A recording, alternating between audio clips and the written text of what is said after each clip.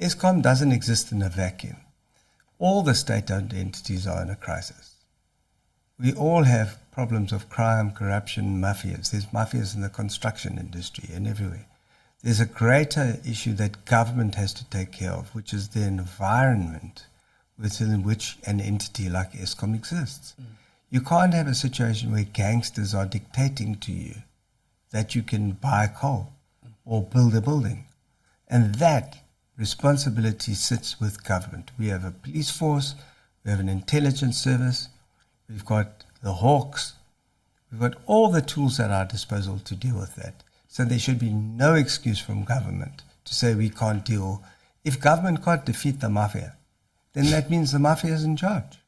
Simple. No, absolutely. And of course, you speak from experience in the sense that you are the chairperson of a state-owned enterprise. So you know that ecosystem very well. Yeah. How much did, I don't want to harp on Andre de Ruyter because, the crisis and the system is bigger than one man. But how much responsibility does he, in his position, bear for load shedding, for example? Could he have done a better job? Did he do the best he could do with the tools at his disposal? What's your take on him? Look, I think he has a huge responsibility because he was given that job. If he knew the things that he finally said at this interview of his, the famous interview, where of course he also said a lot of things that are untrue. One of these things he said is that this $8.5 million that the ANC is going to steal. The reason he's upset is because that money, which comes from the World Bank, they didn't want to give it directly to Eskom because of all the problems. So they wanted to channel it via one of the financial institutes in government, like the DBSA or the IDC. It meant the money is still coming to the country, but he makes this allegation that the ANC wants to steal that money. So he made a lot of wild allegations.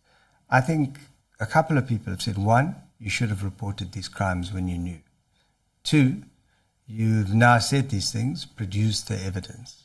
And interestingly enough, the ANC has responded by saying, you've alleged that ANC people are, and the ANC is benefiting. We're giving you till whatever time it was to produce the evidence. And I think that's the right route. Too many people make allegations, say things in public that are easy to say. Roscoe Palmer's corrupt. Well, where's the evidence?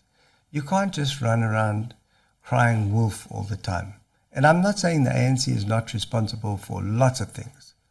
But to make allegations that are unsubstantiated when you're a business leader is absolutely unforgivable. So I think he has a lot to answer for. And the fact that he's departed in the way he has is unfortunate. But I think a lot of the blame rests at his own feet.